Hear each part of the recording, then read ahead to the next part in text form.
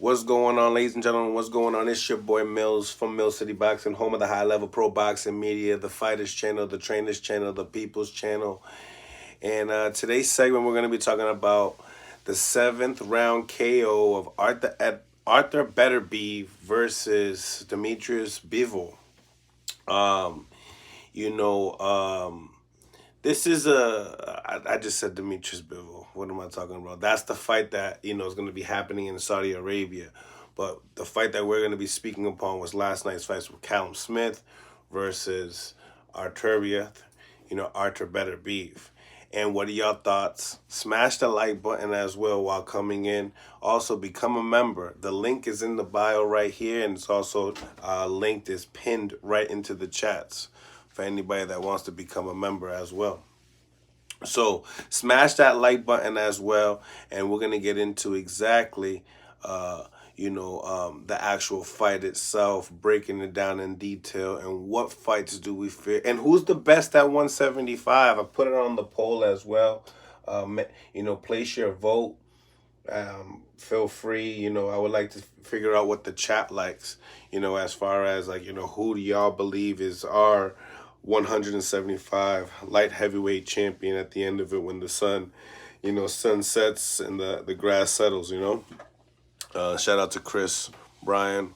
What's happening, Mill City? What's going on, Chris? What's going on, Chris Bryan? He broke him down like I said he would, and I predicted 4.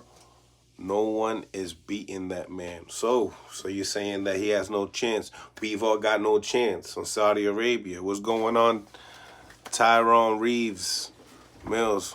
Why he Beterbeiv caught a murder charge yesterday?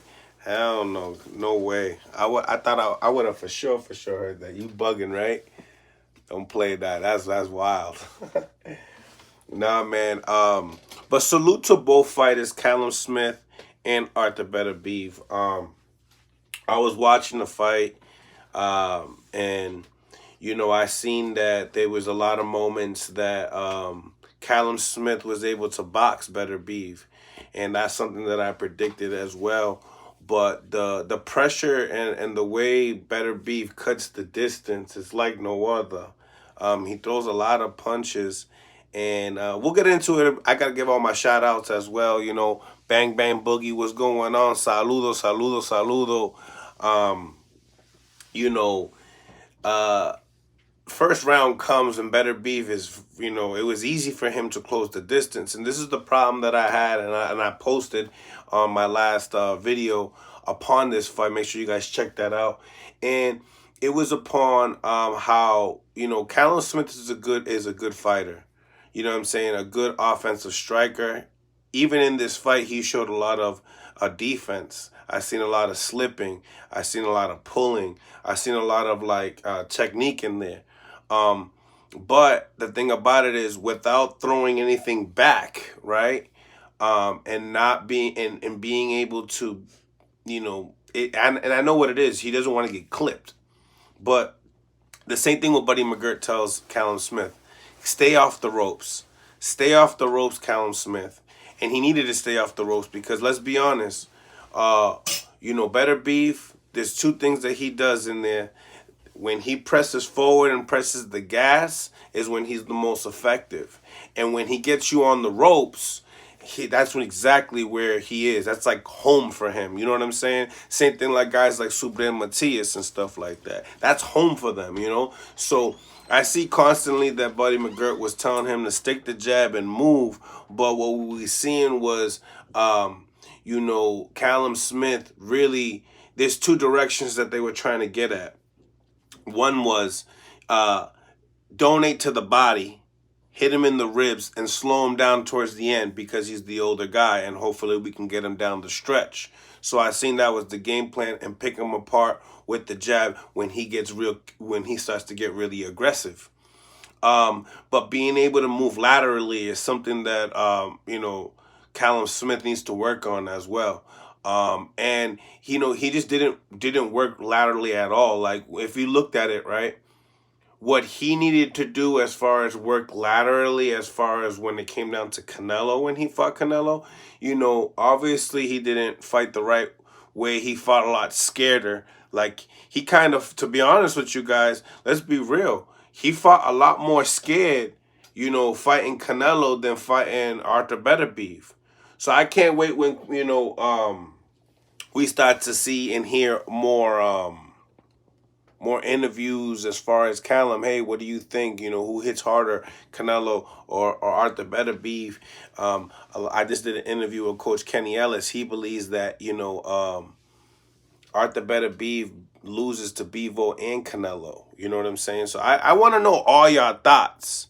You know what I'm saying, on these future fights that are possibly at the light heavyweight. Then we also got Benavidez that also said that, hey, if Canelo doesn't give me my shot at 168, I'll move up to 175. So you got to put him in that category as well. So what I need y'all to do is smash the like button, ladies and gentlemen, to improve the visibility of the show and help the show grow. Support the channel by becoming a member, smashing the like button, throwing comments, engaging, what I'm saying, super chats, everything is welcome. But smash that like button, because that is damn sure for free. So we're also going to be getting into our call-in side of the show as well. So stay tuned for people that have things to say.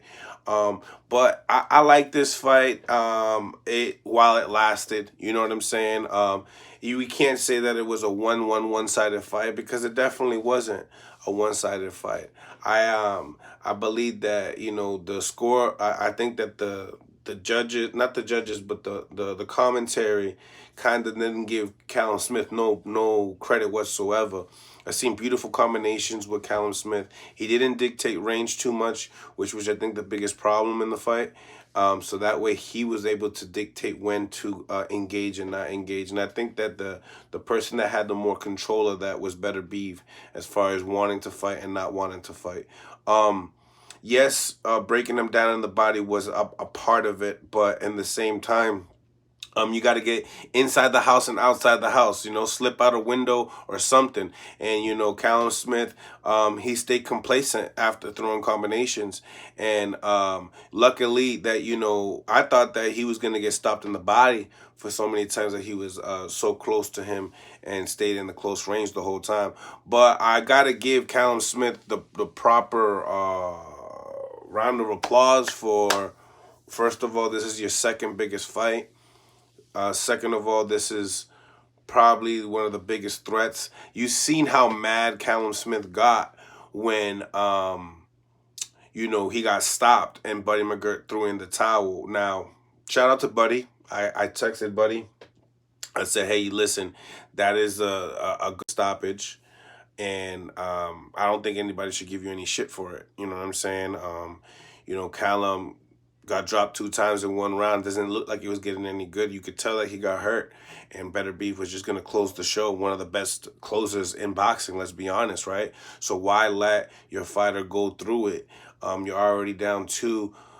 Just off of that round alone, you're dealing with a 7-10 round, plus all the rounds that you already lost as well. It doesn't look like it's going your way down the stretch. And it doesn't seem like you're slowing down Beterbiev. So some of these body shots that we are dictating is not doing it, is not affecting him. And then also now all we would have to do is move laterally and stick the jab and become a possum, really, just survive. And I salute Callum for not taking that route and trying to fight it all the way through. I think that we can't shut him down. I think he's a force to be reckoned with at the 175 division. He just doesn't beat Beterbiev. Does he beat Bivol? I mean, that's a good fight. Think about it. Light heavyweight division, that's a great fight if you think about it. Bivol and Callum Smith. Who do y'all have on that fight?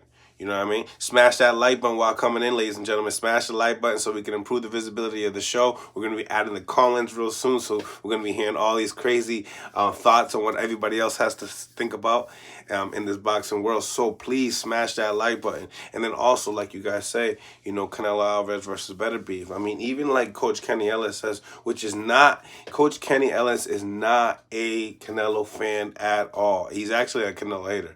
And He even said Canelo beats Beterbeiv, that he wasn't impressed with the performance. Now, did Beterbeiv get hit too much in y'all likings? Let me know what y'all think.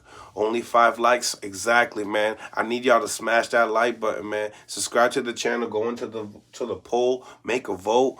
It's all free, baby. Let's support the channel, ladies and gentlemen. We're getting into the bread and butter real soon, all right? So obviously the pressure was too much for Callum, and then obviously we gotta look at what are the good things that Beterbeiv does as far as punching. Now I noticed one thing: Beterbeev's not fast. He's actually quite slow. He's actually quite slow, but his timing is really good. You know what I mean? Grind Time TV, what's going on? What's going on, Grind Time TV? Smash the like button, smash the like button. It's going down. Mill City Boxing, home of the high-level pro boxing media.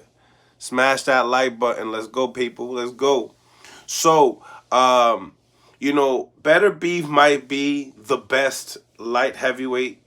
Obviously, I mean, he's not the biggest guy either. I mean, they were saying he was, 5'11". But when you was getting closer to Bivol, they looked very identical. You know what I mean? So, BoxRec can be funny like that with some of the numbers. They kind of tweak them. But nevertheless, coming into this, what do y'all think about this fight with Saudi Arabia and Beterbeiv and Bivol coming on for this year, 2024, which is a great fight, I think.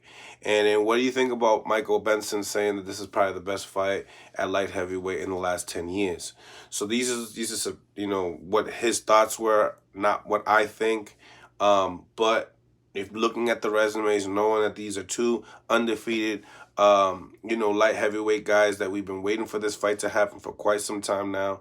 I don't know. I want to know what your thoughts are. Sometimes, like my first thoughts of this fight right away, I looked at it and I said, hey, I think Bivol has the exact intangibles to beat a Beterbeiv. But then looking at Bivol's last performance, right, in Saudi Arabia with the heavyweights, the punch accuracy that I seen wasn't there. I'm used to Bivol with a higher punch accuracy. And I didn't see that. His opponent and his last opponent wasn't really punching back as well. So, and he wasn't able to get him out of there. So I felt like, hey, Bivol, is he slipping? I know there's a lot of different things going on outside of boxing when it comes to him as well. Don't want to get too into that. But nevertheless, either way, obviously Bivol and Beterbeiv is the best fight to be made at light heavyweight, and that does need to happen. Now, what's your thoughts on it? And get into the polls as well. I want to know what your thoughts on it. And I didn't put Canelo. I didn't put Canelo on the poll because he already lost to Bivol. Okay? So he already lost to Bivol, so that he kind of like doesn't deserve to be in the top 3 discussion because of that, right? But he does deserve to be because he is the cash cow, so anything can happen. He's like the wild card, okay? And he has he is a former champion at light heavyweight, beating Kovalev as well. Larry Lopez, what's going on? What's going on? What's going on? No. It's I'm talking about light heavyweight. I'm talking about light heavyweight. Larry Lopez, the one of the best, fights in light heavyweight, and there's so many greats. You know what I'm saying? But in the last 10 years, you know what I'm saying? I think Hopkins was in the last 10 years, you know what I'm saying? Roy Jones might have been in the... Nah, I don't even think Roy Jones is in the last 10 years. That's like more in the last 15 to 20. Smash that like button, ladies and gentlemen. Smash the like button. Subscribe to the channel. We're going to be getting into the call logs right now. So make sure you guys stay tuned. Stay tuned. Don't forget, getting into the polls and make your vote. We got here, who's the best at 175?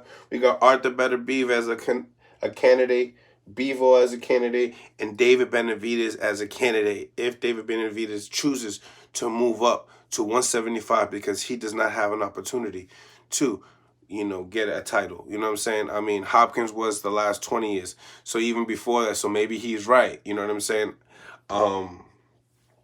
I know that Usyk fought at light heavyweight at one point in time too. Mills, I'm responding to the chat. Oh, no problem, no problem. No got it, no got it, no got it, no got it. Shout out to the chat too as well. Steven Josue, what's going on? Meleza con sabor, what's going on? What's going on? Bang bang boogie, what's goody? What's goody?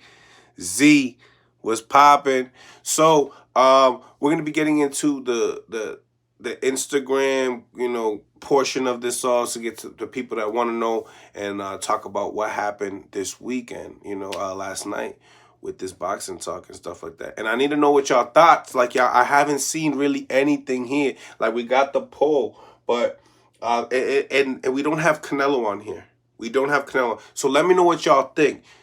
If y'all believe Canelo beats Bivol, in a rematch and can also beat Artur Beterbeiv and David Benavidez, or if Canelo could beat either other one just because the styles make fights, let me know what y'all think in the comments section as well, because I don't have him listed there, and I feel like him being who he is, I don't want to discredit him. You know what I'm saying? So smash that like button, ladies and gentlemen, and subscribe to the channel. The Sanchez and Maloney fight was fire. I enjoyed the fight as well.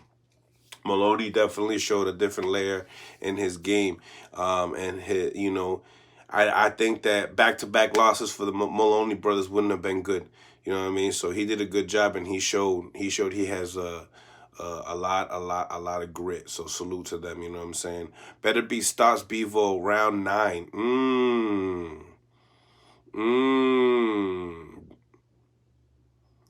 I like them. So talk to me about that fight. That's a fight that I didn't watch. Not gonna lie. I heard that he called out Canelo as well. Undefeated guy from Canada. But in the same time, I asked Kenny Ellis, with a guy that like a Beterbeiv, right? That 20 wins, 20 of them by knockout, beating champions, already has 3, and within those 20 fights and beating everybody by knockout, he got 3 belts. You know what I mean? I was looking at the belts that he has. He has the IBF, the WBO, and he got the WBC. You know what I mean? So he got some of the dopest belts. He doesn't have the WBA, which Bivol has. So when they were able to go undisputed, I think that was going to be dope fight. But looking at Beterbeiv, you know what I'm saying, alone, is he too strong for some of these guys? Is he too strong for some of these guys? Because that might be the case. He might be too strong for these guys. And does he get to Bivol? If he does fight Bivol, will he get to Bivol? See, that's a good fight right there. Boxing learner, that's a good fight right there. I like that. I like that. Smash that like button, ladies and gentlemen. Smash the like button while coming in. Subscribe to the channel. It's your boy Mills from Mill City Boxing, home of the high-level pro boxing media. Is he too strong? Is Bivol too strong? Is Beterbeiv, stronger? And can Bivol take a Beterbeiv flurry? Can he take his punch? There was one thing that I seen that Callum Smith did yesterday, and he took some shots. He took some good shots. And a lot of them was the jab. I liked Beterbeiv's jab yesterday. He showed different things. Hold on one second, ladies and gentlemen. We're just going to be tapping in, people. Don't forget to smash the like button. Jackie and La Casa, Broken Accords in the building. What's going on? Grind Time TV, what's popping? We talking about yesterday's fights, ladies and gentlemen. Bivol versus Artur Beterbeiv, Saudi Arabia. Light heavyweight, undisputed match. Who wins the fight? Getting into the polls. Get to the polls. Make your vote. Who's your favorite? And I put David Benavidez in there because he said that he beat up, Bivol, and he's been calling out Beterbeiv. And he said that he wants to move up, and everybody calls him a weight bully. So I'm putting him in there too. I took Canelo out because Canelo lost to Bivol already. But if y'all think Canelo still can come back and beat all three of those guys, throw it in the comments as well. I need to know what y'all beliefs are on this. You know what I'm saying? Looking at this fight, does this fight mean anything? You know what I'm saying? Callum Smith went 12 rounds with Canelo Alvarez, then gets stopped by Beterbeiv in the 7th. I know the triangle theory does not work in boxing, ladies and gentlemen, but I need to know what y'all thoughts are as far as, Beterbeiv being the best light heavyweight. And does he beat Bivol? Does that style confuse things? You know what I'm saying?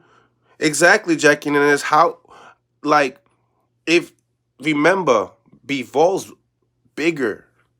He's a little bit taller, and he might be a little bit longer. Pause. Might. So, if that's the case, and he has that in and out movement and knows how to use his distance, right?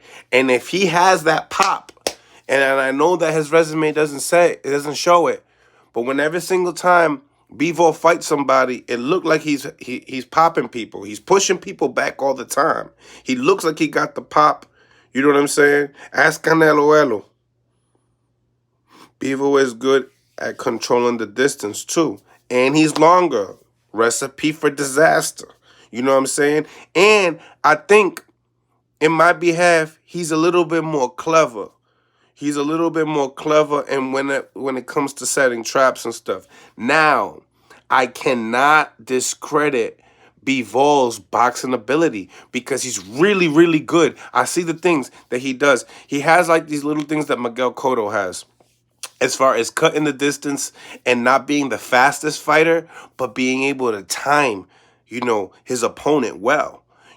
Why was Beterbeiv why was it so easy for him to land that jab on Callum Smith? It shouldn't have been like that. Beterbeiv landed that jab very consistently. You know what I'm saying? Salute to Callum Smith, man. You're going to have a headache. You could tell them things hurt.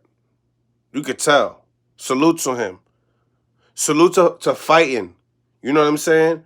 Because we had Charlo the other day that tried to fight Canelo, and he didn't want to. He ran.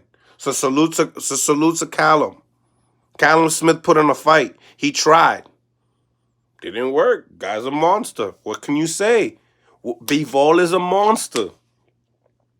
HLD in the building, HLB in the building, broken the cords, what's going on, boxing, learn to smash the like button, ladies and gentlemen, smash the like button. We get in here, let's improve the visibility of the show.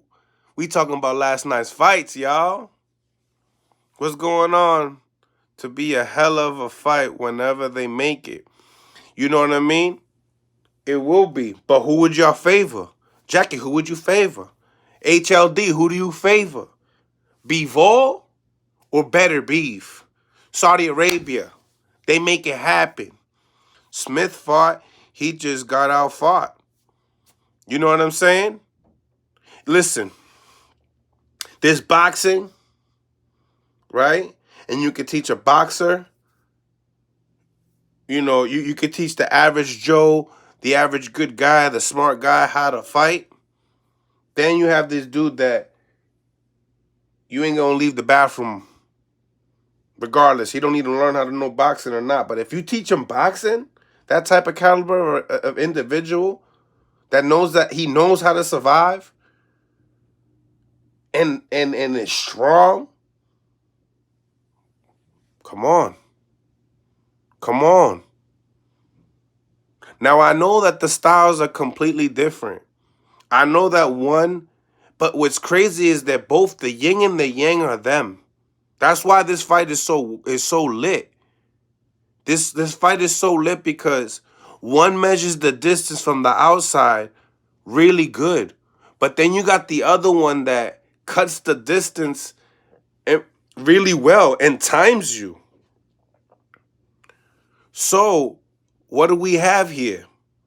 We have an amazing fight, ladies and gentlemen. We have an amazing fight. Does that fight go the distance? I mean, Beterbeiv has only shown us one thing.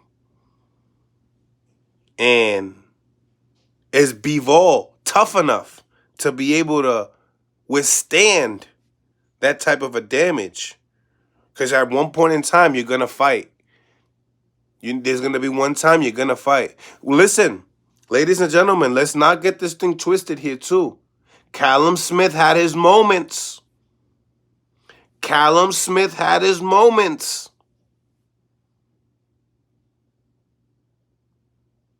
Callum Smith had his moments. He went the distance with Canelo. Didn't have many moments. Didn't have many moments for Canelo. Was shook daddy. Right? Tell me if I'm wrong. Tell me if I'm wrong. He had his moments, especially coming off of that rough round number 1. Round number 2 and 3, I'm like, oh, go Callum. Go Callum. Go Callum. I'm like, yeah. Because I didn't want this to be a one-sided fight, and I knew down the middle half of the stretch is when Beterbeiv is really going to come on. You know what I'm saying? I didn't know if Callum Smith was going to be able to have another gear. He coasted. You know what I'm saying? Hey, broken accords. You looking at the official scorecard, that's fine. I'm looking at what I'm looking at in the fight. I'm not going to come out here and tell you that Callum Smith didn't win no rounds. That commentary was horrible. We know how it goes down over there in Top Rank. Callum Smith had some great moments and did win some rounds. There's no way you're going to not give him rounds. That's bull. That means you're watching it and you're listening to the commentator and they're like, yo, listen, he was a former champion, so he has to know what he's talking about. So I'm going to listen to what he does. And he's like, yeah. And that's not what it is. I saw everything.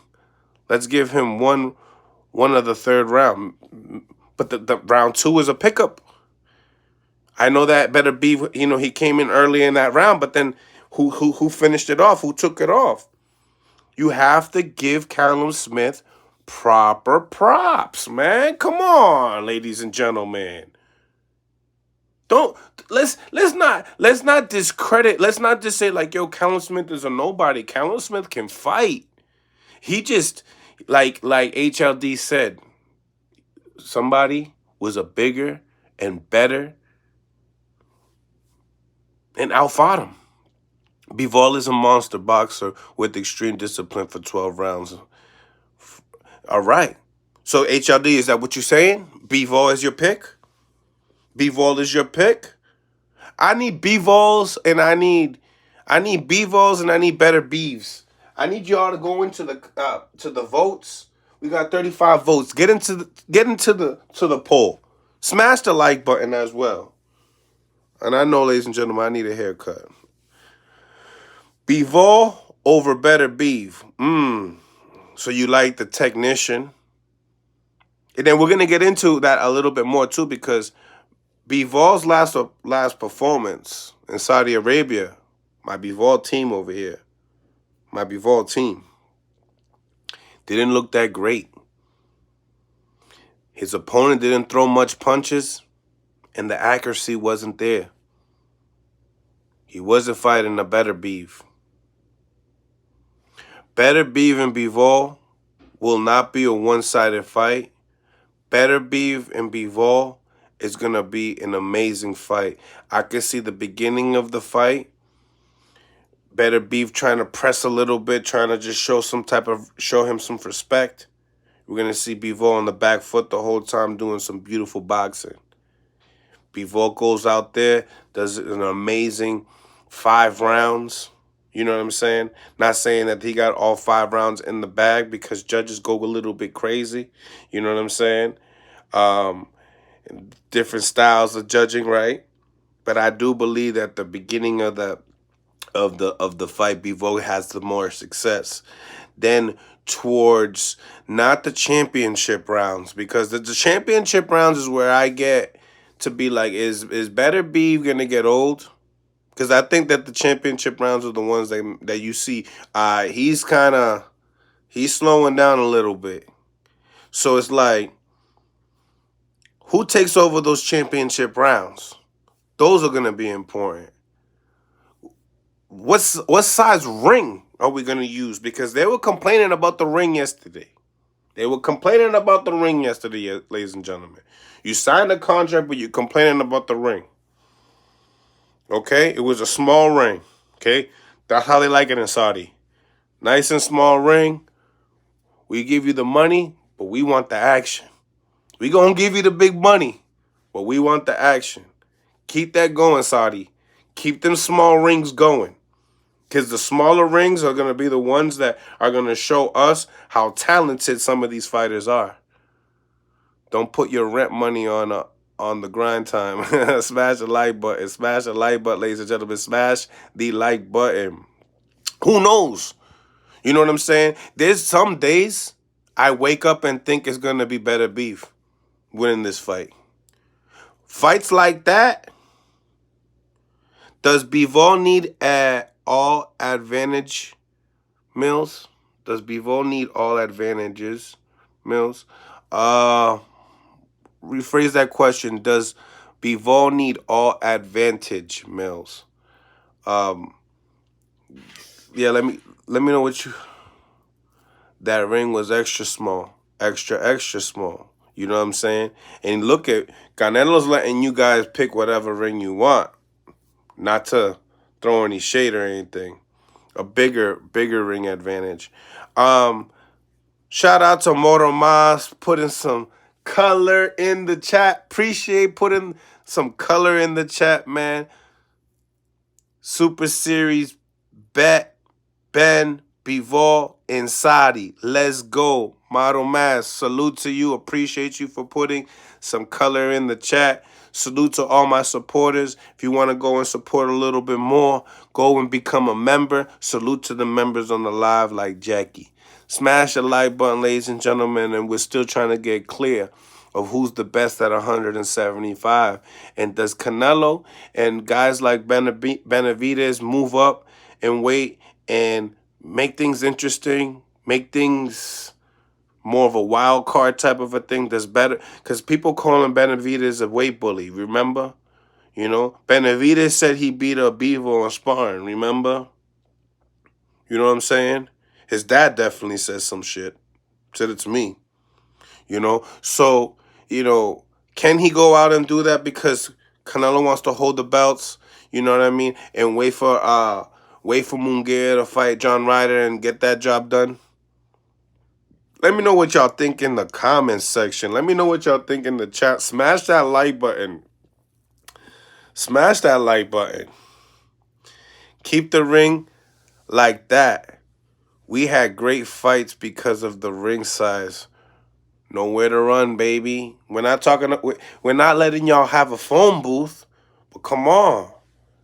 These little 20-inch, these 20-foot rings, nah, man.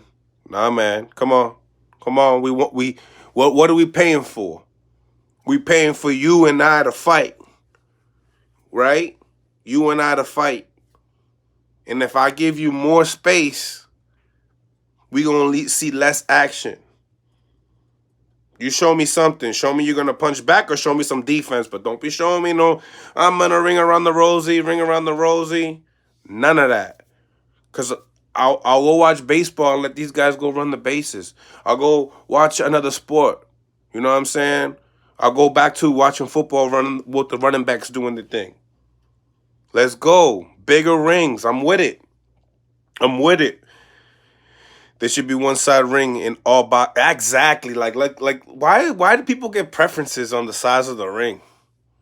Like for real? We're over the top with that. We're over the top with that. Like I'll say one thing. Say if you're trying to maximize more money and the floor seats are limited, I'll do a smaller ring for that reason.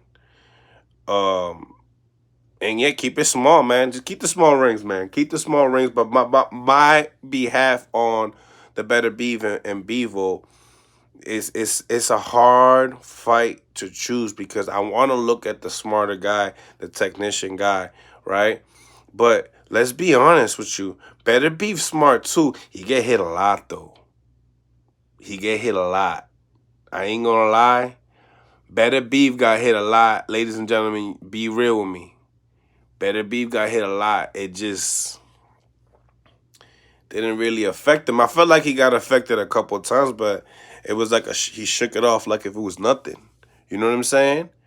Beterbeiv is a special type of a fighter. Catch and shoot, Mills. That's it. That's all I want y'all to see. I like that. Close range boxing. Show me what you could do right here. Oh, I might have been a little right here. Like that. Like, you know what I'm saying? Bivol. The thing about Bivol, he got that style like I want to say like a Shakur Stevenson in and out type of a style when it comes to the range, right? But can you do that with a guy like Beterbeiv that is constantly walking to you? You know what I'm saying? He's going to walk into something. The good thing about Beterbeiv too is his timing. Got amazing timing because he's a slow fighter. His foot speed is faster than his hand speed. But you can see it from a mile away that his feet are faster than his hands. You know what I'm saying? And salute to all the people that made him, because everything is short, compact, nothing telegraphed. You don't even know what's coming. You know what I'm saying? So salute to the people, the trainers that have put that in Beterbeiv of never losing your cool and always taking your shots and throwing it. Like if he's like shadow boxing or something. Real nice and short, compact. You know what I mean? Chasing a person down the whole time to make a boring fight. You know what I'm saying? Like we can't give advantages for people that are not tough enough. Let's be honest. Let's say it how it is. You're not tough enough. You're not tough enough, and I'm going to make this style bigger because the way you cut the ring. I guarantee you when all these other guys have these opportunities to fight Super Matias, I bet you these rings are going to be huge. I guarantee you. They're going to be huge. These are going to be some big rings. You know what I'm saying? Concert-sized rings. You know what I'm saying? Smash the like button, ladies and gentlemen. Smash the like button. Subscribe to the channel. It's your boy Mills, Mill City Boxing, home of the high-level pro boxing media. So let's get into the Instagram portion of the live. Let's see what people think. Where are they? Let's see what people think in Instagram. Boxing talk. Let's get it.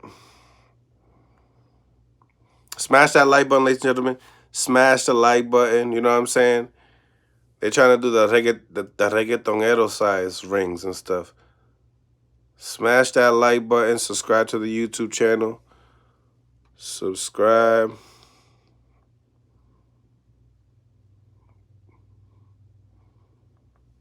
To the YouTube channel.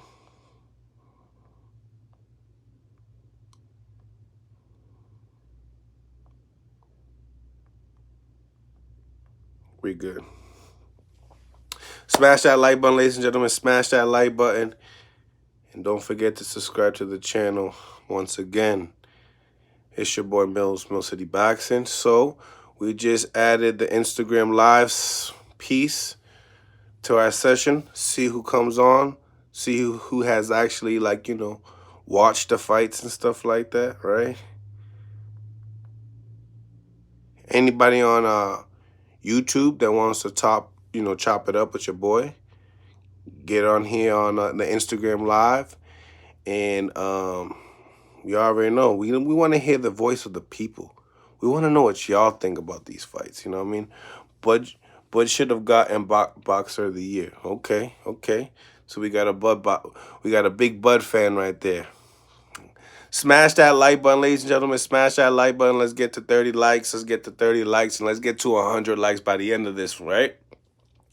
So, coming in to yesterday's fights, what would y'all rather seen? Is there anything else that y'all would rather have seen? I already did, family.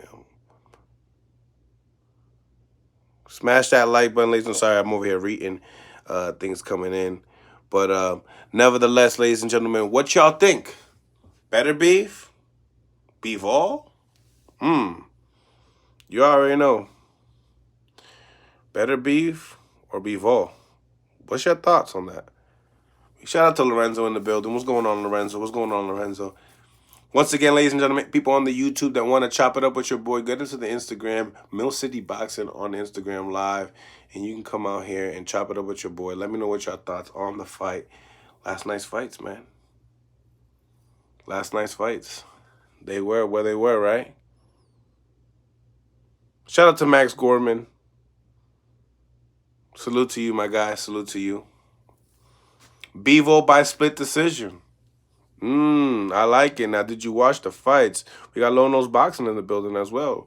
Low Nose, we got Willie in the building. Shout out to Willie in the building. Háblame claro, Willie, o no me hables. Talk to me, my friend, nice, or don't talk to me at all, okay? Smash the like button. We on the live portion, Instagram live portion, so you guys can go listen to everybody, shoot their shit, let them know what their thoughts are of last night's, fights. Bro, you should start doing call-ins. Lewis, we're doing call-ins right now. If you are Franco in the building, what's going on, Franco in the building? What's your thoughts on the fight last night? Smash that like button, ladies and gentlemen. Smash the like button. Still waiting on the people to tap in. I don't know if it's a signal thing or what. Bivol by decision. Bivol by decision. Okay. Y'all got Bivol by decision. Okay. Let's see. We got callers. They're coming in. They're coming out. What's going on, Willie? Háblame claro. Okay. So we have people here. I got Beterbeiv by KO. Jennifer got Beterbeiv by KO. I ain't mad at you. Beterbeiv by KO. We got Willie in the building. Willie in la building. Háblame colombiano.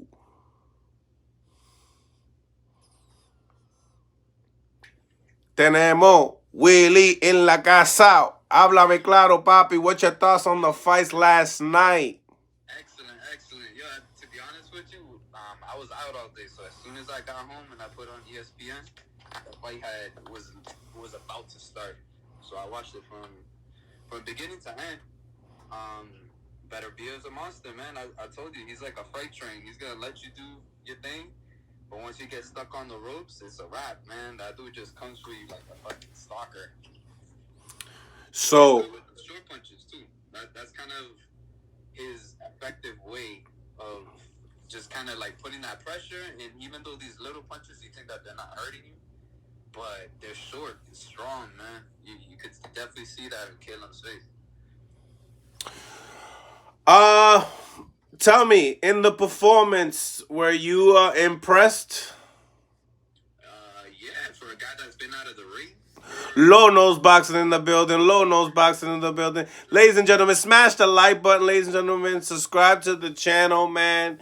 We starting to fill up the room here with some callers here. We got Low Nose. Low Nose, what's your thoughts on the fight last night?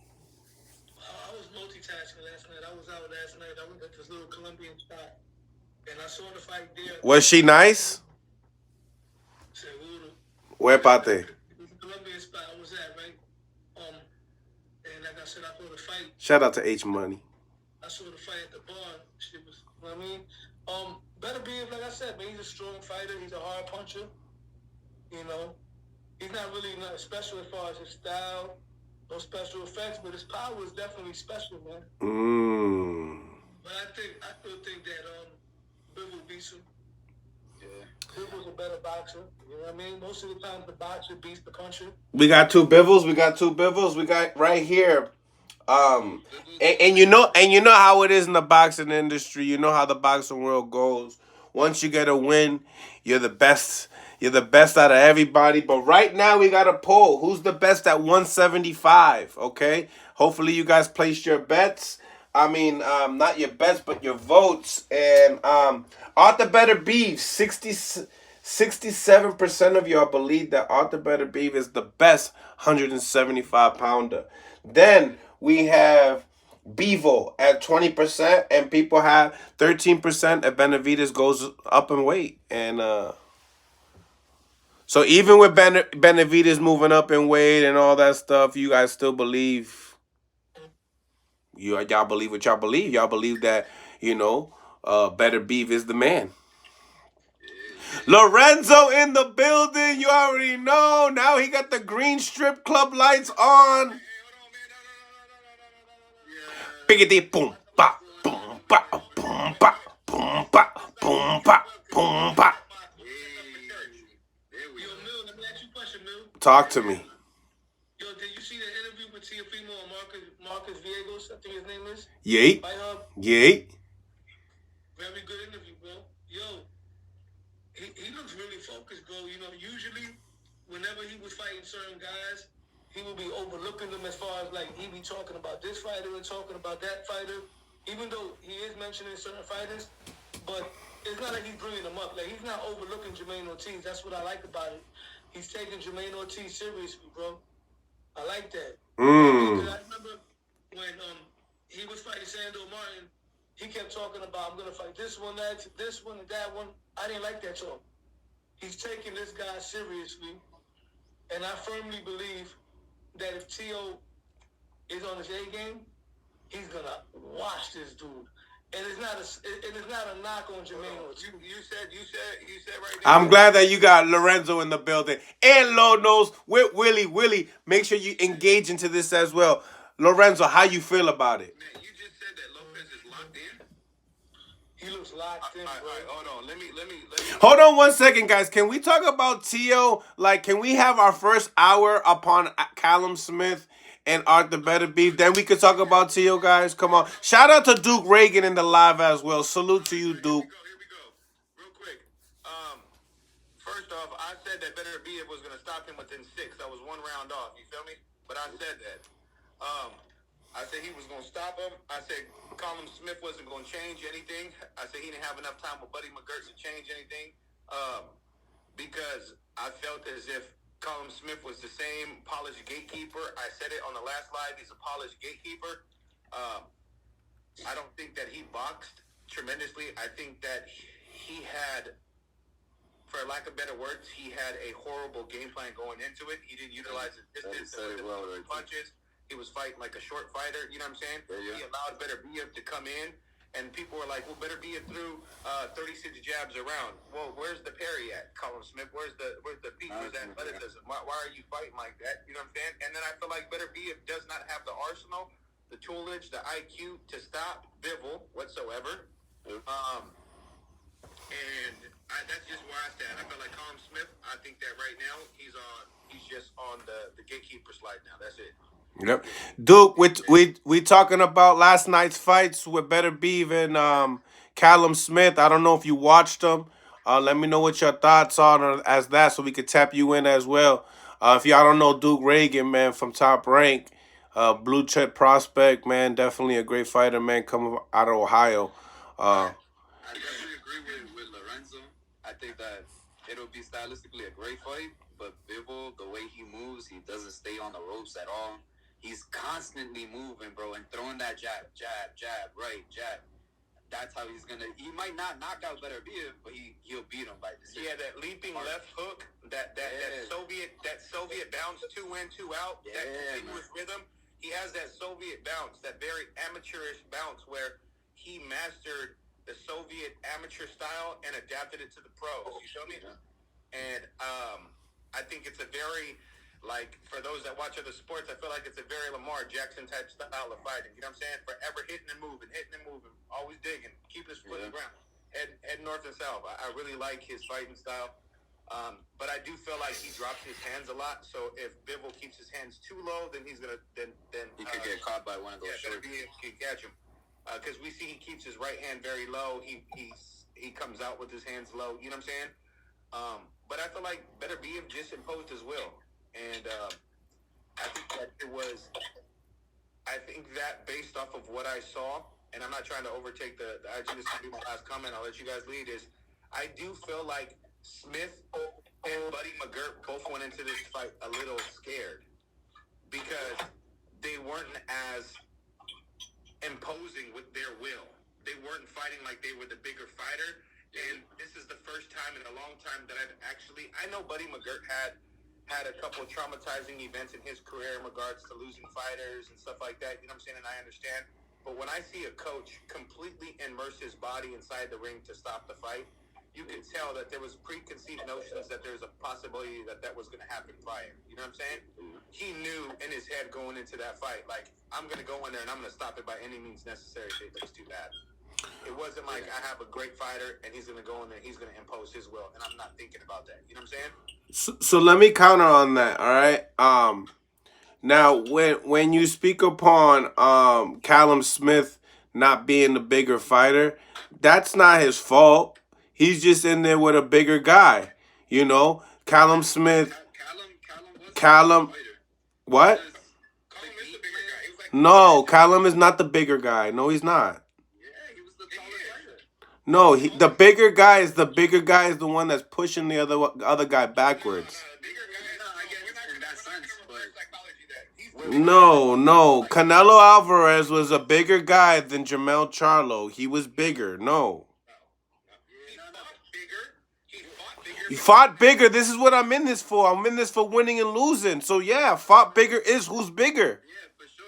So Callum fought Yeah. and the game plan was off, man. With Beterbeiv, you can't stay on the ropes. Callum could have worked off his jab. He had a very long jab, and for whatever reason, every time he threw it, Beterbeiv, even though he slowly moves, he was able to just take that little step back where Callum couldn't reach him. And I'm just like, what the fuck is he doing? Because he's 5'10". Because Artur Beterbeiv's 5'10", and Callum Smith is 6'3". He didn't work off his jab. He could have double jabbed his way and step back, move off the ropes. I think Canelo beat Beterbeiv. We're going to get right into that, too, because there's a lot of people that think that. I did an interview with Coach Kenny Ellis, and he said the same thing. Speaking like that, that's false. No. We're going to get into it. This is why the conversation is healthy. Boxing conversation is healthy. All right, well, I'm going to ask you something, Neil. All right, what's taller? But I'm not done yet. I was ready to cook. You know, I was still countering you. Money, what up? So listen, ready. So I do believe that Beterbeiv was the bigger guy. He showed he was the bigger guy. But in the same time, Buddy McGirt was giving great instructions to Callum Smith. Get up, get away from the ropes, keep shooting your jab, and go into an angle so you can continue to keep going him into a circle. Now, their game plan was to throw body shots.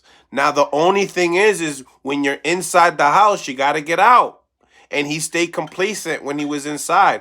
Now, once they started seeing that the body shots is not going to do anything till the later rounds because we might not make it to the later rounds, then we should have started seeing that jab pop out.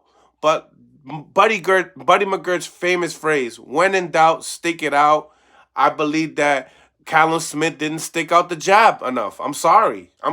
He wasn't listening. He was on the ropes, and he wasn't sticking his jab enough. I can't blame Buddy for that, even though he said that he don't watch film and stuff. Because game time, when it's crunch time, you need a coach like that knows what he's saying. You know what I'm saying? You don't want to be in a position like Devin that's saying he figured me out. Now, as a coach, you better have everything right to say. Everything. Because that's Buddy. Now, you can wave your head no like that as much as you want, but you got to come out here with some words. All right, here we go then. I'm going to tell you like this. Anyone that's ever worked the corner, anyone that's a student of the game, anyone that is a connoisseur of the game needs to know this, that Buddy McGirt failed. Callum Smith failed Buddy McGirt. And I'm going to keep it 100 all the way through. This is it. This is not no favoritism. This isn't because I'm a host. This isn't anything. I'm going to just keep it black and white. Listen, when you are a coach, you should not have to wait into the corner to tell someone to do something that they should have been doing all along. There should have been zero tolerance. The way I work in the corner is this. Listen, brother, if you're 6 foot whatever and you're 4 or 5 inches taller than this guy and you're not utilizing that stick, you're not keeping that jab out there, I'm going to throw in the towel. I don't give a damn. Nah. Don't tell me nah. No, I'm not having a coach that's gonna mess up my career because we can't. Because we can't. Listen, my coach is not going to mess up my career. I let you cook. Yeah, I mean, Yo, Willie, are you hearing him though? yeah, that's the truth. I tell You're gonna get fired then. no, and then that's fine, but I'm gonna let you know right now. I bet you're gonna use that jab. I bet you're gonna stay off them ropes. I bet you're gonna utilize them feet and that distance. Don't come back. Maybe not. Maybe he fires you and then goes to another coach that is a yes man. Can I cook? Go ahead. All right. So in the game of boxing, a lot of people think that there is no freedom for fighters. There is. But what happens is a lot of the fighters tend to become the alpha in between the relationship between the coach and the fighter. At all times, Yeah, I was about to alpha. The coach is what tells you, you are my avatar. You do as I say. If I say jab down low, that's what you do. If I tell you to hold on a second, that's what you do. And if you don't like it, then you're not a part of my stable. It's simple. It's cut dry. That's why I'm the coach. I'm the voice. I'm the brain. You go in there and you implement what I'm telling you to do. You entrusted me to be there in your corner. So you listen to what I'm saying. So if you don't flick that jab, if you're not throwing anywhere between 35 to 50 jabs around, guess what? I'm throwing in that towel. If you're not utilizing them feet and you're letting the smaller dude be the bigger fighter in the fight, I'm throwing in that towel. If you're not sitting there utilizing the distance, Yeah, I can't mess with someone's career like that. That's the reason why you're not world champion.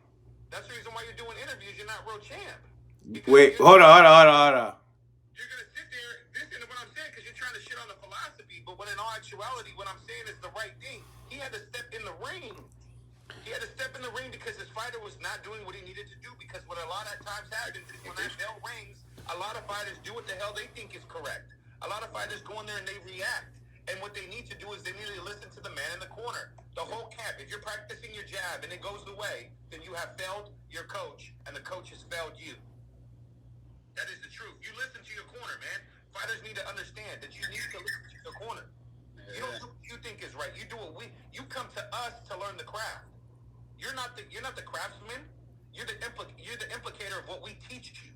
We respect you. We love you. That's why we teach you what we teach you, because we want you to have a survival rate. We don't want you to suffer from Parkinson's disease. We don't want you to suffer from dying, having concussed a concussed brain. We want you to get back to your family. So prior to you even getting to the fight, you're gonna sit on that bag. You're gonna shadow box, and you're gonna throw that jab. And when you feel like there's an impingement, we're gonna go back to it again. Everything starts with the jab, ends with the jab. There should be no reason why you're bigger in stature and you become the smaller fighter. Buddy McGirt, you failed him, and Callum Smith, you failed Buddy.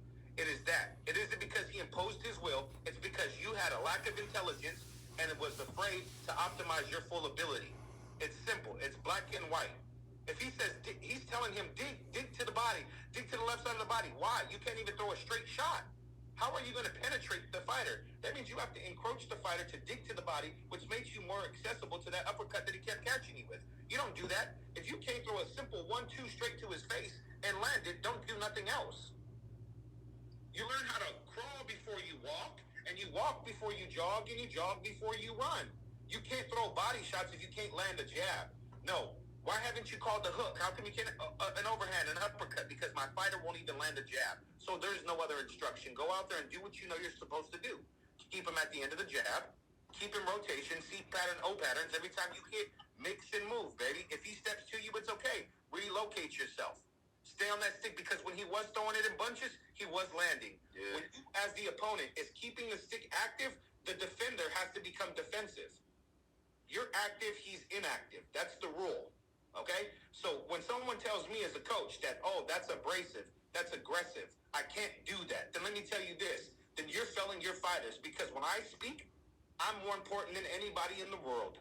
If I say throw that jab, son, and you don't go out there and do it, then guess what? I'm throwing in that damn towel. I don't give a damn. Because guess what? I'm not going to lose my alpha ship in that damn corner, because I got to get you back home to your family. I hear what you're saying. It's easier said than done. I mean, communication is really key, man. It's key. You know, if you know, like Lorenzo's saying, you know, your corner is really your brains. You know, they tell you, yo, this is what you're doing wrong. You know, and you can see it in the fight. You can see that Callum should have never been off the ropes. Buddy told him constantly, stay off the fucking ropes. You know that this dude pummels people on the ropes. He decides to sit there and exchange with him. You know, that's kind of like the tough parts, because you're looking at your fighter. You work on all these things, And then you look at him in the ring, and it's like, yo, what are you doing, bro? This is not what you're supposed to be doing. So, yeah, man, if Buddy's had those moments in the past where he's lost fighters, then he was probably like, damn, man, Callum's about to get smashed, man. I can't let this happen to that dude. And if he's not listening to me, what the fuck am I supposed to do? Let you get beat to the post? You know, just... Yeah, and you're correct. He's speaking nothing but facts, man. He's speaking nothing but facts, and I'm going to co-sign exactly what he's saying. And just to give people a quick... with my ideology, something that runs concurrent with my ideology. Look at what happened to Chris Colbert when he wasn't listening to Sosa. I know, watch this next round, I know, he's like, you're not listening, son. You're not listening. And he goes in there, and Ryu knocks him out. Fucking clip, yeah. Yeah, come on, man. I'm telling people, you got to listen to your corner. You got to immerse yourself in the embodiment of what that person says.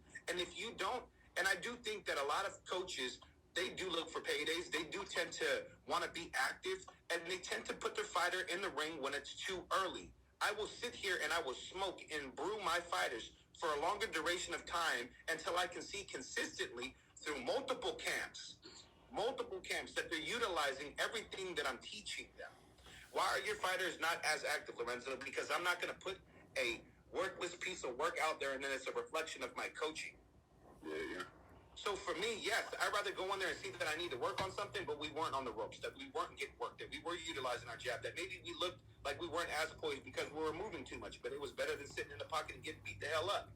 All I'm saying to my fighters is we trust you. Absolutely broken the cords. Yo, when you're in there and you're in the kitchen, it gets hot.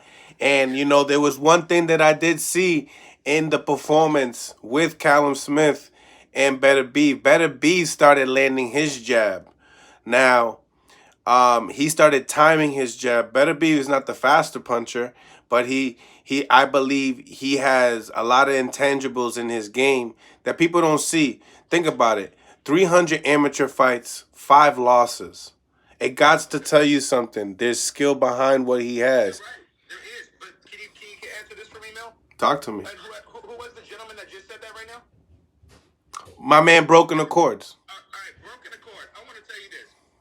Callum Smith had 1 loss. Buddy McGirt had been a fighter, and he had been a coach for X amount of years. All right? I'm going to tell you this much. I started when I was 4 years old, brother, when I was 4. I'm now officially 31 years in the game of boxing every day of my life. I went from fighting for 19 years, then I've been coaching for 11 now, okay? So I'm going to tell you this. The one thing that Buddy did not do, one thing that Callum did not do was, where in the fuck was the parry? That's a simple. That's basic. Take the hand from here and put the hand here. Emmanuel Stewart says, take the hand from here and put it here. How the fuck you get caught with 36 jabs? A yunkum. Put your fucking parry here. It's called intelligence over everything. Intelligence over athleticism. Intelligence over your gut. Intelligence over everything. So if a man can sit here and tell me with a plain face, say, oh, well, he's did this. When in doubt, stick it out. Where's when in doubt? Pick up your motherfucking parry. Don't just move your head, because guess what? When I move, slip, I slip again, I got to move it past the line. Slip. Keep the parry there. Sit back, 60-40. Sit on your back foot. Less weight on the front foot, more weight on the back foot. Get into a boxer stance. What happened to those adjustments, Mr. He landed. I seen him started to utilize his jab. He only utilized his jab because Callum Smith didn't make the proper adjustments. Not because Beterbeiv has a jab. His jab is ugly. It's slow. He's a squared fighter. He fights like a goddamn transformer. He's a robot when he walks at you. If you cannot parry that man, then you failed. Buddy McGirt, you failed Callum Smith. And Callum Smith, you failed yourself. Parry next time. You know what's funny? You know, I try to put myself in other people's shoes, right? And y'all that boxed, people in the comments that boxed, y'all that boxed, ever parried a guy that breaks through your parry? 1,000%. Then I step with my feet backward. And I stay utilize my feet. Guess what? Eventually, at one point in time, he felt the ropes and felt complacent to stay there. Okay, then what you do is this. This is the order of defense, people. I'm going to give you guys a gem, and it's inside of my gym, and I'm going to show you guys, because what I do is the real science of boxing. I'm not going to sit here and fabricate. Let's go to my board right quick. This is my board. Check this out. So this is my board here. Smash the like button, ladies and gentlemen. Smash the like button. It says, look, I have order of operations, lines of defense. The lines of defense is your brain first, your feet, then your stick, then your hands, then your head, then your hips, then you wrap. If you're sitting on that damn rope the whole time, if you're not utilizing your brain first, then you move out with your feet, then you're utilizing your stick, using the hands, then you're going ahead, you're using the head and the hips. All that fails at the last thing. He was sitting on those ropes, and you know what I did not see Callum Smith do? Even if you say, oh, he's on the ropes, how do you impose your will? You're going to get tired. He didn't wrap that motherfucker one time. Not even once to turn him Not around. even once. Come on, man. We're talking about the sweet science here. Wrap him. Wrap him up. Put your weight on him. Exhaust him out. Why didn't you punch his jab? How come you didn't punch his forearm? How come you didn't punch his bicep? How come you didn't beat up the arm before you beat up the body? It's the science. So don't sit there and say, oh, he imposed his will. Maybe you're going to get tired. Well, if you get tired, then you're not meant for this. Because you're supposed to be conditioned to go overtime, baby. I'm tired of people giving excuses for lame-ass performances. And I'm not here for that. Don't disrespect the sport. No lame-ass excuses for your lack thereof. You lost because you didn't have a carry, you didn't have feet, you didn't utilize your IQ, you didn't take the order of operations when you was against the room. Hold on 1 second, Lorenzo. People can't hear you because of the music. The music. That's me. I'm about to move out. I'm at the Silver Grove. So it's simple. If you don't have the ability to adapt, if I'm here in my ring right now, if I'm on the ropes, I'm in the corner here, boom. If I'm here, I'm not gonna be here. I'm gonna put them flares out here. Boom, boom, boom. I'm gonna hit you. I'm on the move. And worst comes to worst, I'm gonna try to think of my escape. And if I can't escape, I'm gonna wrap you up. And I'm gonna wrap you up so much until the referee tells me something. And guess what? If you're punching my shit in, I'm probably most likely gonna step on your foot. I'm probably gonna hit you beneath the belt to get a warning to cool you the fuck down. There's an order of operations. You need to do some shit in order to not get beat the hell up. You failed him, buddy. And Smith, you failed yourself. It's a fact, man. We all know you can't stay on the ropes with that. B fighter goes on your ass, Lorenzo. He said he's not no fighter. No, he can't talk if I'm not a world champ. He said what? What did he say? I think he was replying to what you were saying about being a world champ. I think I'm a little confused upon what he was saying, but I think I get what he's saying. I was gonna respond to it, but I was like, I'm gonna let Lorenzo cook. But What did he say? What did he say? that I can't talk if I'm not world champ. See, that's the thing. So many people think that a world champ can't talk. I'm gonna go ahead and I'm gonna name some coaches that were never world champions, but they bred world champions. No. We got better things to talk about, like these fights. Well, anyways, this fight. So what I'm saying is that this fight was a display of a lack of proper preparation and a lack of proper execution.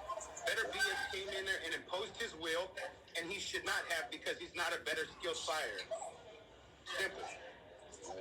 Well, I agree with that statement. You should have said that in the beginning. I was shocked at the outcome. I didn't get a chance to watch that fight, but I seen highlights, and I wasn't expecting to go like that. We was on her before, and I said I thought we were going for the distance, but he came and he did his thing and he stopped him. So congratulations to that guy. I happen to the best of them, though, man. It happens. It's the sport of boxing. This is the thing, you can either sit back and take a few months off, or you could get back into the gym and work on what you just fucked up on. And when you say that, what's my man's name that just came on? Underground boxing. All right, cool.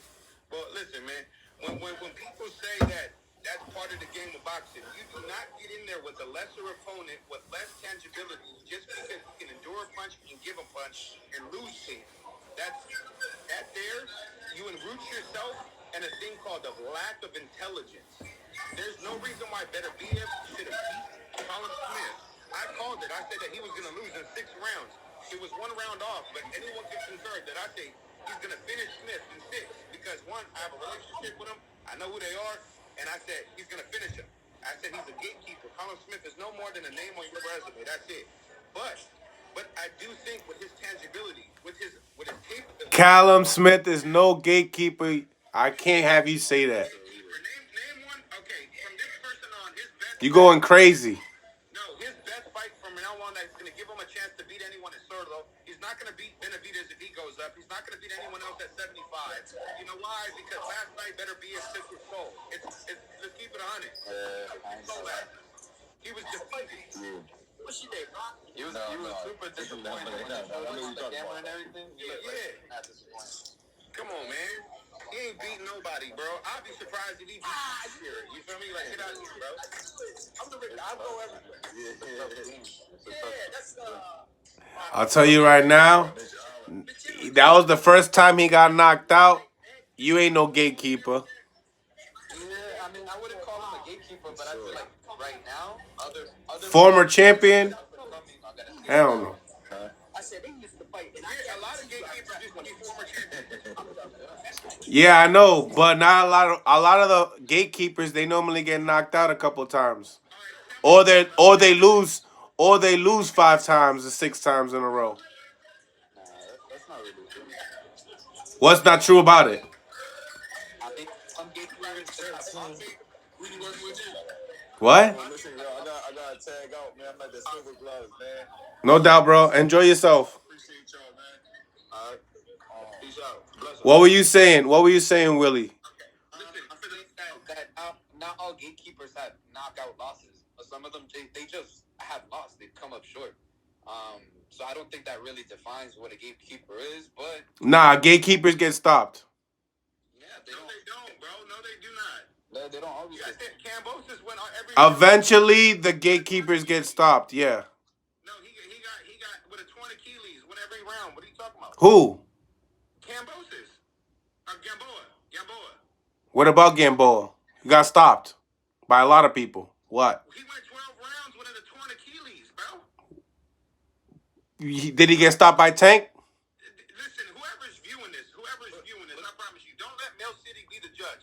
Doesn't mean because you're a gatekeeper that you get stopped. That's preposterous. A gatekeeper, the definition is this. It is an individual that is about a C+, B- fighter, okay? And you attach him to your resume to prove that you're ready to get to the next level. It doesn't mean you KO him. It doesn't mean none of that. Chris Colbert is officially a gatekeeper. You get what I'm saying? Callum Smith is a gatekeeper. You get what I'm saying? This is not no... You just named 2 guys that just got knocked out. Tell me something that but who else? Go ahead. Okay, cool. Who's a gatekeeper that doesn't get knocked out? Talk to me. Okay. I'll name somebody right now. I'm waiting. Like a Big Shot Shaw or someone like a Big Shot Shaw was never. He was just a contender. Like he was just trying to. Let's go back. I want to name just one that to me was a great underdog sometimes was John Molina. Buddy used to call him the gatekeeper. And Shaw got stopped in his last fight. So what are we talking about? at the end of the career, Gabe Rosario, he was a gatekeeper. How many times he got stopped? Yes, but he didn't get stopped every fight. Okay, it doesn't matter. But what prove me when I'm wrong though? Prove my point that I'm wrong, because you're not. All right, Triple G at a point in time was a gatekeeper. He had his moment of... Triple G was a gatekeeper? Yes, there was a moment... I'm done. People, no, listen to what I'm saying. Because just because you're not... What you're doing is you're being oppositional, which means you're being on the opposite side. Instead of considering what I'm saying and allowing me to eloquently articulate it, you're just shooting it down. What I'm saying is that an individual that is perceived to be a gatekeeper... I'm speaking facts. All right, man. You're right, Mill City. You're right. Ain't no point. You feel me? You right. I'm gonna do like I do my lady. I'm like, all right, man. You right, man. You good. You right. You right. Tell me when you're making sense. You just called gate. Your people are laughing at you on the chat. You saying Triple G's a gatekeeper. People are laughing at me as they're viewing this from the couch while I'm inside my establishment. So question though, With no world champions or contenders. I've had contenders. Rafael Ramirez. You feel me? That was my last contender. You feel me? But the white girl got to him. He was snorting that shit away. All right. So problems. Everybody got problems. Yeah, but I'm just saying. So Don't act like I ain't been there. Like I don't be in camps with the best of the best. Like if I don't just sit here and do it, just right now, the Lord doesn't have. No, you can say whatever you want. You can say whatever you want, Lorenzo. What you do? I'm talking about facts. You are speaking nonsense when you talk about Triple G was a gatekeeper. Never. Again, let's get back to that question. So if Triple G came back right now, he's not a gatekeeper? Why? You have to prove yourself to be a gatekeeper. All right. So hold on. So when Manny Pacquiao fought Keith Thurman, we could have called him a gatekeeper then. He was 2 years off. He was 2 years off. Gatekeeper Keith Thurman. Oh, so he was a gatekeeper. So gatekeeper turned champion that night, huh? Oh my goodness gracious. Let this make sense. Oh my goodness. He didn't turn champion that night. What do you mean? Keith Thurman had a belt. You can have a belt and still be a gatekeeper. And he took his belt away. What we talking about? How long did Thurman have that belt before he fought Pacquiao? Before he fought anyone? He had the belt. You're calling someone a gatekeeper. You're calling Manny Pacquiao a gatekeeper, and he takes the title from Keith Thurman. Does that make any sense? So that's like if you're not saying And then he was undefeated. gets knocked out. What did you say? The argument is a gatekeeper is supposed to be knocked out. Yeah. No. But then what is the argument here? If you look at your schedule, if you check this out, right? Gatekeepers are meant to be getting stopped. So you get like, guess what? Pedraza, look it. That's a damn lie. Milton City, you're lying on your own damn line. Pedraza is a gatekeeper for who? For Keyshawn Davis, right? In order to prove that you're worthy of the next level. All right. So if Pedraza and Keyshawn fight and Keyshawn... Because a journeyman and a gatekeeper are two different things. No. A gatekeeper is come enter the top 10 discussion. Journeyman. Come into the top 15 discussion by fighting me, even if I'm a former champion or contender. That's gatekeeper. There's three types of men. There's the men that you build, cans that you build your record with. There are journeymen that help you get to the gatekeeper. Then once you beat the gatekeeper, then you fight the local contender, and then you become a champion, or you fight the champion. That's the order of operations. The motherfucker you patch your record with, you fight a journeyman that has 30, 40 fights, you know what I'm saying? Then you fight the gatekeeper, who proves that propels you into the next level. Was Gotti a gatekeeper for Floyd? At that point in his career. Yeah. How many losses Gotti had? How many times he got dropped? He didn't have that many losses. That doesn't mean. Yo, do your homework. Listen, Marvis Hagler was a gatekeeper at one point. They all turned into gatekeepers. Hagler in the very beginning of his career was a gatekeeper. He had so many damn fights. He didn't have the money behind him to back him, and he was just known as a hard-working gatekeeper. If you beat him or you're worthy. That's all gatekeeper means. If you fight them, you're worthy. This is Lorenzo speaking. Yes, no, this is boxing speaking. Boxing. You're not gonna downplay me, bro. I've been 31 years strong. No days and nothing else. The only other day that I give it to is to the Lord, and even then it's back to boxing right afterward. I bleed this, you feel me? I don't bleed blood, I bleed red boxing gloves, baby. This is what I do. I'm a student of the game, you feel me? And I'm telling you now, whoever believe in Mill City and this hoopla on this is it's a bold-faced lie. The blind will be leading the blind because, baby, a gatekeeper is a man that solidifies that you're ready for the next level. You feel me? So let's not play that. That's why the way. No, but you're not saying anything wrong with that. But with that person being that you're coming into that level, you're at the end of your career, which most likely you might see. Most likely, 99% of the time, you will see that there is a KO on that box rack. I can see a KO to a journeyman more so than I can a gatekeeper. Yeah. Because a gatekeeper is the person at any point in time. Listen, a gatekeeper at any point in time could become a contender. Okay, that's the difference. A journeyman does not become a contender, or he's Cinderella man. And a gatekeeper is the person that's just is pretty much on the back end of his career. He's going in there as the B side. You get what I'm saying? A lot of gatekeepers only come in on B side against a potential A side person that the promotional company is trying to build up. And when the B side upsets the A side, then all of a sudden people are talking about this person's career as if do they have one last chance. You know what I'm saying? These Jacobs of the game, you feel me? The Rosarios of the game, the Gamboas of the game. Because currently, right now, if I were to say a gatekeeper of, let's say a weight division that you guys like is 140, so I would say a gatekeeper right now in 140 would be,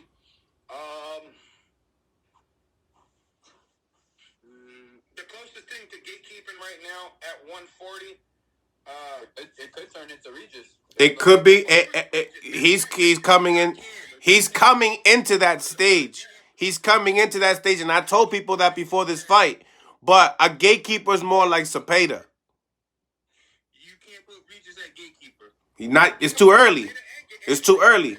I think I'd rather put Zepeda before Regis after that last performance. Okay, that's fine, but either way, they still watching that tape. So look at this. All right, Regis, when he fought that last dude he fought, right before he fought Devin Haney, got knocked down. So you would want him as a gatekeeper to get knocked down by nobody, and he lost that fight. It don't matter. He lost that fight. It takes 8 pounds of pressure to knock you down, Bob. What you mean?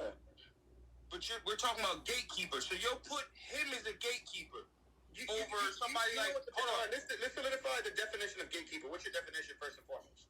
All right, my definition is a gatekeeper is like Eric Lubin at 135. Don't give your definition, not an example. All right, so gatekeeping is somebody who basically setting you up, getting you ready for the top notch. Becoming. So if you beat this person, then that means you're ready to fight them, correct?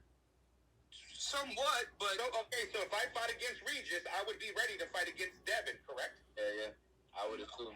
That's what I'm saying. Come on, Bob. No, I'm not gonna lie to you. No, because It just looks good on the resume, but it looks good on the resume. No, because Regis. Look at Regis. Was Regis got footwork as Devin Haney? He got punching power. I remember I watched boxing, bro. I trained boxing, did all that shit when I was a kid. I know this, my boy. Just like how you do, I watched this shit. I grew up on this. That's why I said gatekeeper like Eric Lubin at 135. Home dude that he just fought. Remember what everybody said? Eric Lubin cannot go above. He's not ready for championship. People know why. That's why they call him a gatekeeper, because he can only beat the motherfucker that's coming up at 135. Well, he kind of changed things. Now with that performance, though. You get what I'm saying? That's what I call gatekeeping I'm saying at 135. At 140, gatekeeping, you really can't put Regis there because Regis was just a champion. Whoa, wait a minute, buddy. Slow it down, Speed Racer. Let me tell you like this, man. Regis is now officially a gatekeeper. And who's the journeyman? Officially? No. Somebody at 140. No, somebody else at 140 that's coming up. He's on his way there. You know who's the gatekeeper? No, but Josh Taylor's more of a gatekeeper than Regis right now. I'll put Josh Taylor over Regis. Okay, Josh Taylor's, I'm not going to argue that. In pecking order, you're correct. You are correct, my brother. I give you that. You feel me? I love Regis. Don't get me wrong. It's my guy. I love Regis. But when I see him go against Haney, I said, your feet was not there. And I get what you're saying. And that's the reason why on the live, you're correct. I do. What you just said, that pecking order was there. I just feel like the essence of Regis Prograde, because I couldn't think of my man's at the time, that was the closest thing. Like, I believe Blair the Flair is a gatekeeper. Yeah, there's just some people. What's his name? Gary Russell. Gatekeeper. Gary Russell, as a gatekeeper. But you know who is a journeyman? But these guys listen, these guys that you're naming that are gatekeepers, you're naming them because we haven't seen them in a while as well. And I feel like that, you kind of like, you're guessing. You're guessing if they're a gatekeeper. You're not necessarily sure. Who's a journeyman, though?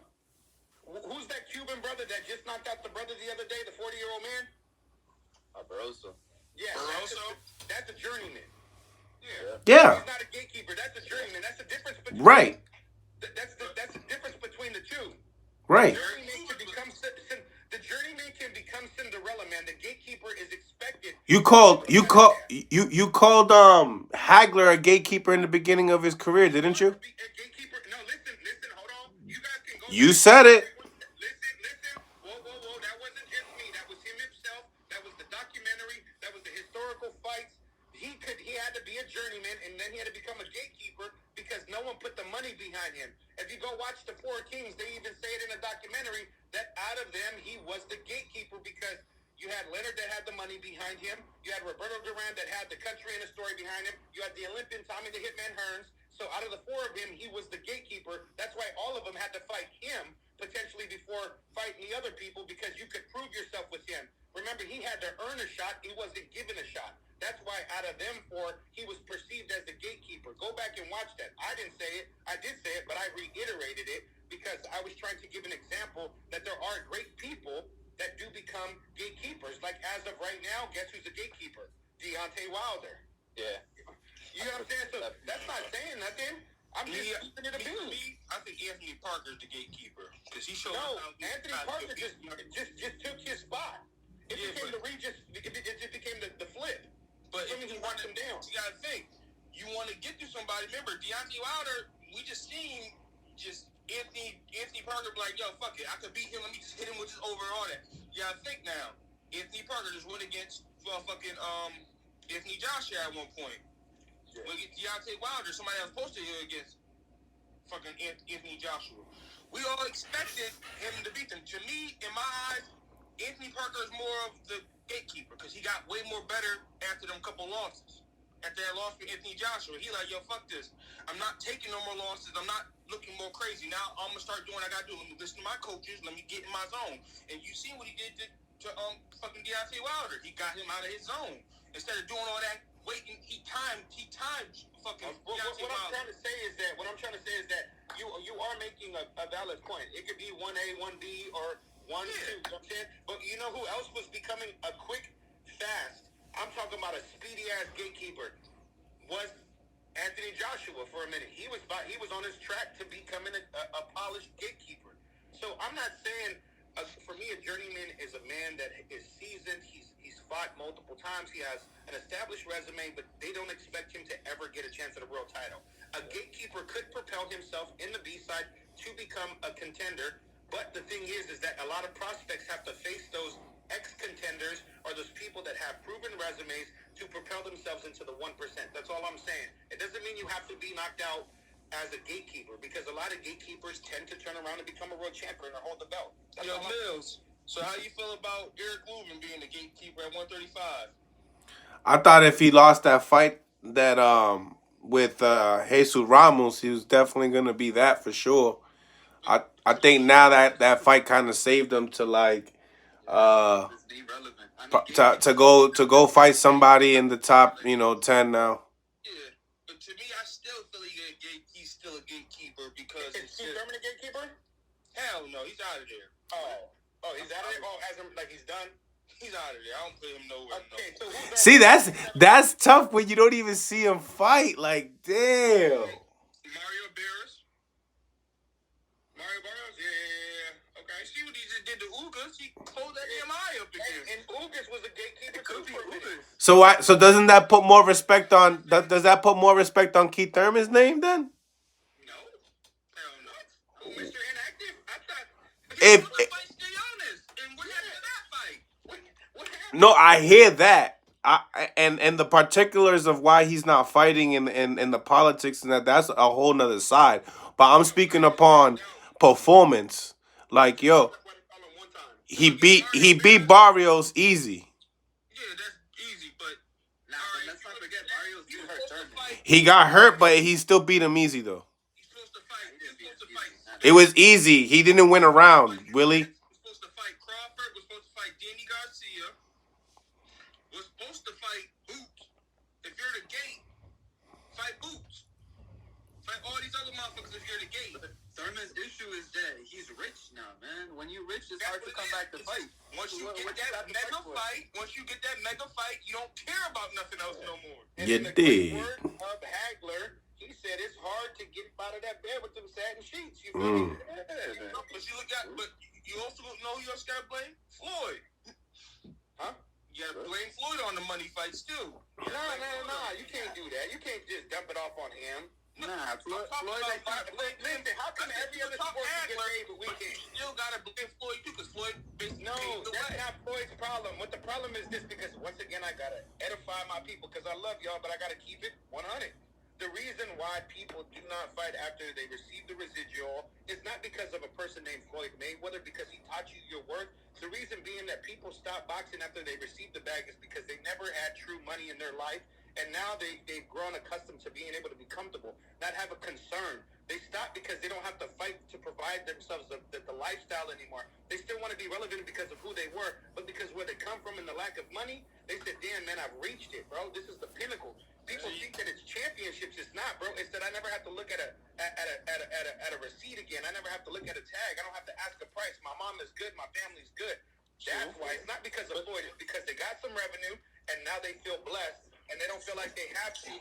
But to continue to entertain the fans and the expectation of them, they'll still continue to postpone stuff or find excuses, but they are content with their life because they never had. Because there's two types of people in this thing. Well, I mean multiple, but mainly two types in boxing.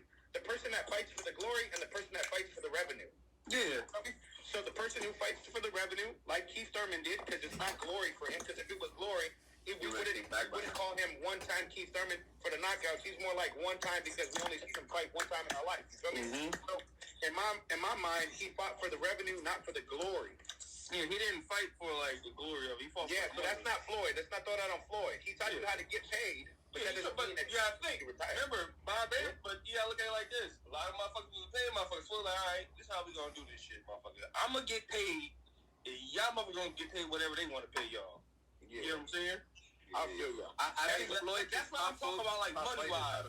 Put value on their knee. And then he in the gym, yeah. I'm in my gym right now, but as y'all can see, my seats are set up. You know what I'm saying? If y'all come over here right quick, y'all be able to see that my Bible's on the table. Damn, you got plants and everything. No, we gotta pull up on this to learn. I gotta go to that gym. Shit, that shit's nice as hell. Yeah, I host church every Sunday in my gym for the fighters in the community and anyone else who wants to come in. So I got to prep for it. That's love. Service. Mill Cities, thank you for the opportunity, man. Thank you for always being a good friend. Like and subscribe. Smash that damn like button. Always, man. You feel me? And other than that, bless up. Appreciate you, Lorenzo. Hey, Neil, get off the line, though. Neil, I love you, bro, but you wrong. Bye. Yeah. So, Mills, how you feel about last night's fight? Last night's fights, man. Last night's fights were fun while they lasted, man. They were fun while they lasted. I seen that, Callum Smith showed a lot of heart. You know, he did what he could do. I give him that. He did a little bit. He did hard. But what pissed me off about him last night, he stopped using the jab. And you heard Buddy saying it too, right? He wasn't listening. So, like, Lorenzo was... I'm listening to coach like, use your jab. Come on. Jab to the top, jab to the body. Get off them ropes. All the time, Beterbeiv like this in the middle of you. He's not guarding this. And it's not guarding this. All he's guarding is up here. So Beterbeiv was right in front of Callum in the ropes, and Beterbeiv was just timing his jab slow. Boom, boom, yeah, but boom. There's one thing about Beterbeiv, like I said, he did get better. Defense and that jab. Remember before, he didn't have a jab like that. His defense was able to get broken. Now, look, he came back more better. This is the Beterbeiv I like. Yeah, he was aggressive, too, from the start. That's what he needs. That's what he needs, because you got to think about it. Callum Smith is not one of those you're going to take it a little easy night on, sit back, chill. He's one of those, all right, he's going to get on your ass. He's going to teach you something with that jab, and then when he starts seeing you get broken down by a jab, that's when he's going for the kill. So that's when he's like, fuck it, I'm going to get on you before you get on me. Either way, you got to give props to Callum because there was times that I seen that He landed some good shots. he landed great combinations. Great combinations. Don't get me wrong, them shot that one time you caught him in the face with that left hook. And then I said that shit didn't really. That's the same left hook that Bivol is gonna catch Beterbeiv with constantly in that fight. Watch. But the thing is with Bivol is, can you take them brick shotgun shots to the body?